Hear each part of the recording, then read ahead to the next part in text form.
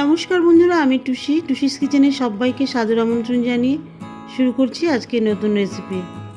আজকে আমি অপূর্ব স্বাদে ছানার ডালনা রেসিপি আপনাদের সাথে শেয়ার করব। এই রেসিপিটিতে আমি কোনো রকম পেঁয়াজ রসুন ব্যবহার করব না, সম্পূর্ণ নিরামিষ পদ্ধতিতে তৈরি হবে। যে কোনো নিরামিষের দিনে আপনি গরম গরম লুচি, পরোটা বা ভাতের সাথে খান, অসাধারণ লাগবে। আসুন তাহলে ভিডিওটি দেখে নিই। ভিডিওটি দেখার পরে ভালো লাগলে অবশ্যই লাইক, কমেন্ট ও সাবস্ক্রাইব করে আমার পাশে থাকবেন। আর সাবস্ক্রাইব করার পরে নোটিফিকেশান বেল আইকনটা অবশ্যই অল ক্লিক করে রাখবেন নতুন নতুন রেসিপি নোটিফিকেশানের জন্য।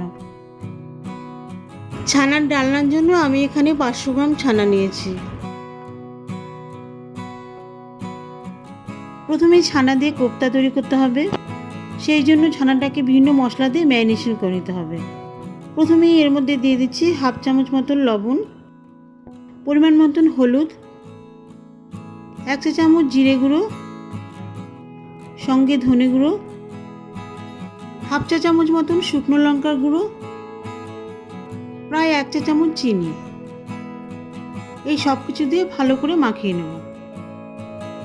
ছানার মধ্যে চিনি দিয়েছি, যেহেতু ছানার দুধ থেকে তৈরি হয়, দুধের যে কোনো প্রোডাক্টে যদি চিনি দেন খেতে কিন্তু খুব স্বাদ হয়।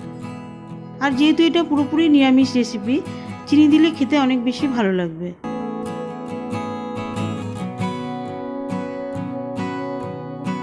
ছানা মশলা দিয়ে ভালো করে মাখানোর পরে বাইন্ডিংয়ের জন্য 3 চামচ ময়দা দিয়ে দিচ্ছি।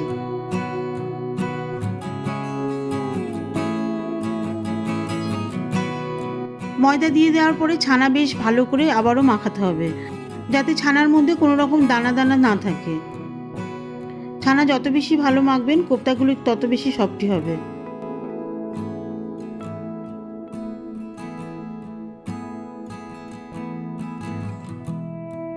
ছানা ভালো করে মাখানো হয়ে যাওয়ার পরে এবারে একটি একটি করে কোপ্তা তৈরি করে নেব।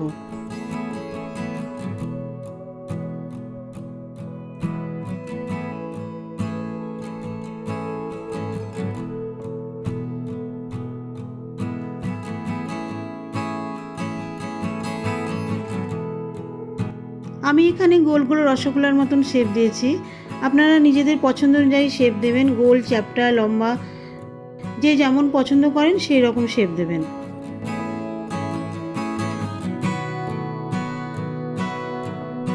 সব কোপ্তাগুলি তৈরি হয়ে যাওয়ার পরে এবারে কোপ্তাগুলি আমি ভেজে নেব। একটি ননস্টিক কড়াই দিয়ে দিচ্ছি 1 কাপ মতন সাদা তেল বা রিফাইন্ড অয়েল।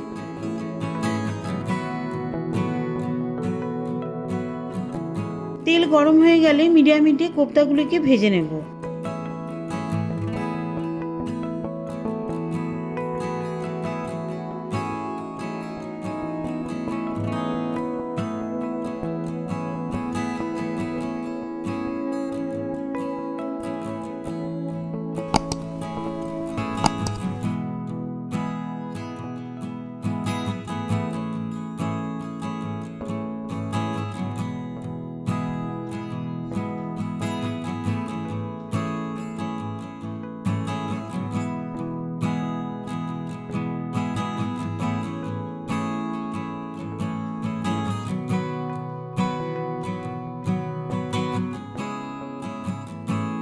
কোপ্তাগুলি দুপাশে লাল লাল করে ভাজা হয়ে গেলে কোপ্তাগুলিকে তুলে নেব।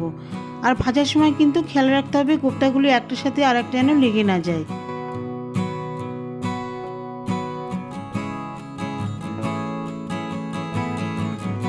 সমস্ত কোপ্তাগুলি ভেজে তুলে নেওয়ার পরে গ্যাসের হিট আবারও লো করে দিচ্ছি।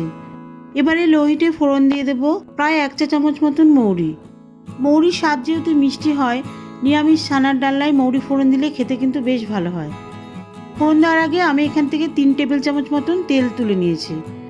এবারে দিয়ে দিচ্ছি একটা ছোট দারচিনি স্টিক, একটা বড় এলাচ, 5টা ছোট এলাচ, 4-5টা লবঙ্গ, ছোট্ট এক টুকরো জয়িত্রীর পাপড়ি, ছোট সাইজে 2টো তেজপাতা।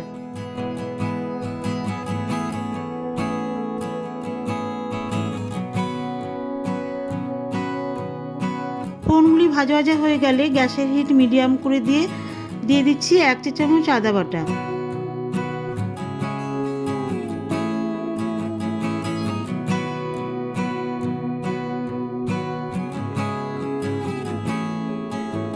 আদা তেলের মধ্যে 1 মিনিট মতন নাড়িয়ে দিয়ে দিচ্ছি একটা বড় টমেটো কুচি। এর সঙ্গে দিয়ে দিচ্ছি 1 চামচ কাঁচা লঙ্কা বাটা। কাঁচা লঙ্কা আর টমেটো তেলের মধ্যে দিয়ে দেওয়ার পরে আরও 2 থেকে 3 মিনিট ভালো করে কষিয়ে নেব। এতে করে টমেটো আর কাঁচা লঙ্কার মধ্যে যে রস থাকে সেটা তেলের মধ্যে কিছুটা শুকিয়ে যাবে।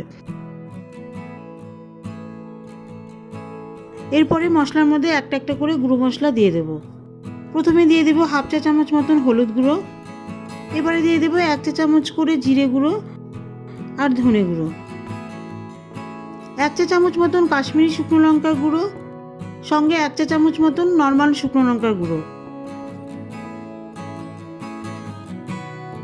এই সমস্ত মশলা আবারও 2 থেকে 3 মিনিট তেলের মধ্যে ভালো করে কষিয়ে নেব।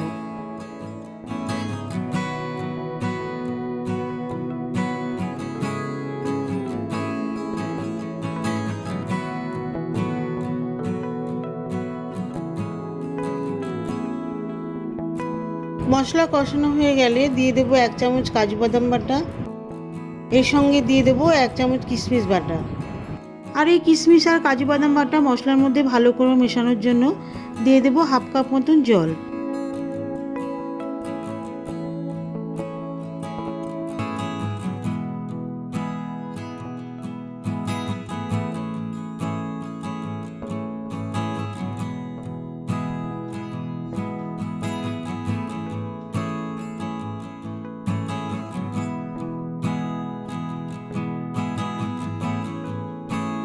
এই কাজু বাদাম বাটা আর কিশমিশ বাটা আরও 2-3 মিনিট মতন ফুটিয়ে দিয়ে দেব 1 কাপ মতন জল আর সঙ্গে দিয়ে দেব 1 কাপ মতন দুধ। এবারে এই ঝোলের মধ্যে দিয়ে দিচ্ছি 1/2 চামচ মতন লবণ। এই কাজু বাদাম কিশমিশ দুধ এই সবকিছুর সংমিশ্রণে গ্রেভির স্বাদই হবে কিন্তু আলাদা, পুরো ক্রিমি ক্রিমি মালাই মালাই স্বাদ নিয়ে আসবে গ্রেভিতে। লবণ গ্রেভির মধ্যে ভালো করে মিশিয়ে দিয়ে দিচ্ছি 1/2 চা চামচ মতন গরম মশলার গুঁড়ো আর 1 চামচ ঘি। ঘি আর গরম মশলা ঝোলের মধ্যে ভালো করে মিশিয়ে দেওয়ার পরে গ্রেভি আরও 2 থেকে 3 মিনিট ফুটিয়ে নেব।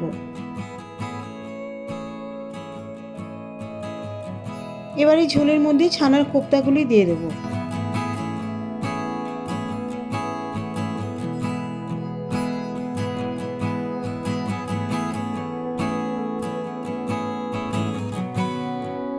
কোপ্তাগুলি গ্রেভির মধ্যে ভালো করে মিশিয়ে দেওয়ার পরে 1 মিনিট মতন ফুটিয়ে গ্যাস অফ করে দেব। ঠান্ডা হয়ে গেলে কোপ্তাগুলি সমস্ত ঝোল টেনে নেবে, ঝোল আরও ঘন হয়ে যাবে।